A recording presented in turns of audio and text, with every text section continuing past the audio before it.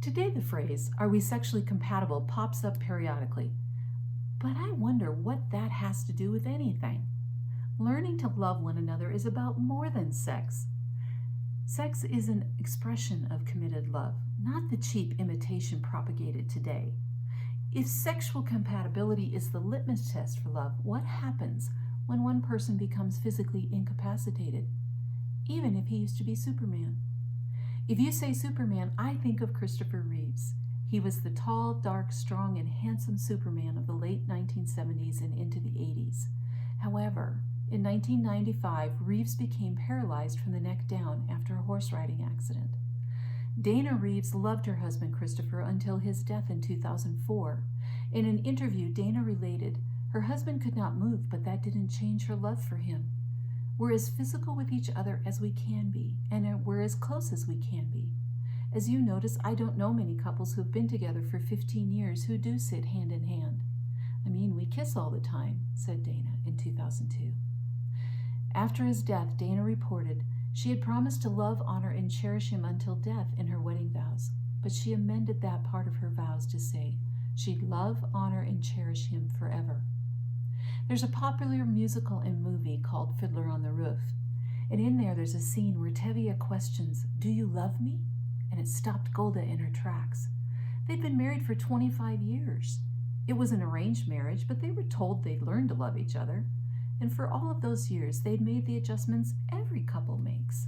They fought, just watch the movie and you'll find out. They argued, they were intimate, they struggled to survive, they prayed together, they supported each other even when they might not agree. It's the end of that scene that draws me to tears. Do you love me? I suppose I do. And I suppose I love you too. We need to hear those words of love from our husbands, and they need to hear them from us. But more importantly, we need to back up those words of love with actions. Daily proof that you care for your husband. You willingly serve him because you want him to know how much you appreciate him. When two people learn to live this way, the love grows deeper and proves stronger. Loving someone has little to do with sexual compatibility. When you get married, you don't know what pleases the other person. Perhaps you've had a few conversations about what you like when it comes to sex, but as you learn to live with each other, you also learn to serve the other in the bedroom, which creates a safe, loving environment to grow together sexually. And as you grow older, your needs change. What makes your love exciting is deepening your friendship, your spiritual relationship, discovering new places together, trying new experiences, and learning how to bring that sparkle to your husband's eye once again. Just like you, I love the butterfly feeling in my stomach. But while it signals an attraction, it's not love. Love is so much more than butterflies. And while they're fun, they're an emotional response to someone or something. But love is much more than a feeling. Love is a choice. In the traditional vows, which often get sadly removed these days, is the line, for better, for worse. I didn't realize when I said that line almost 38 years ago what it entailed. I thought I knew what love meant, but the years since have taught me beautiful lessons. Look at marriages that are 50 years longer or more. What do you see in those couples? Well, they aren't physically young any longer.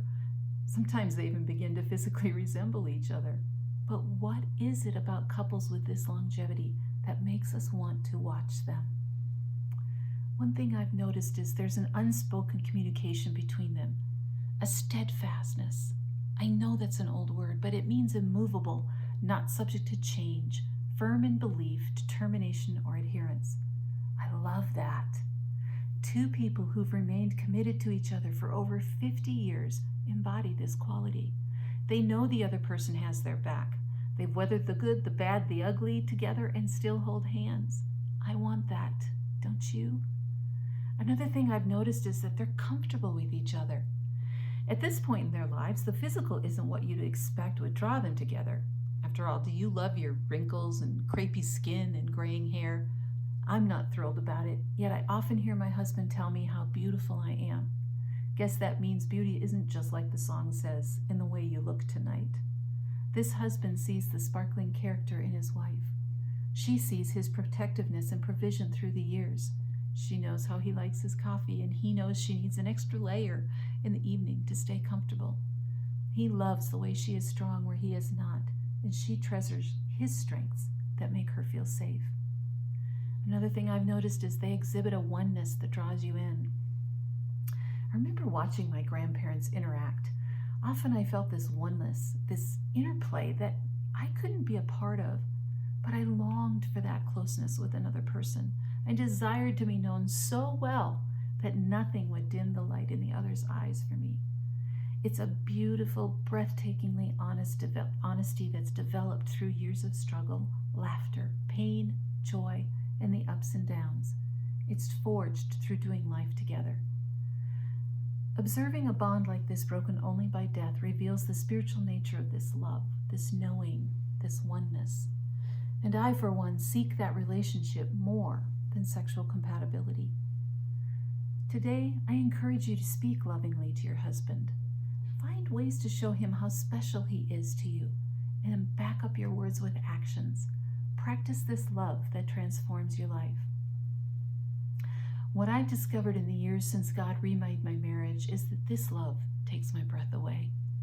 The evils of pornography tried to ensnare my husband and steal our marriage, but truth won out.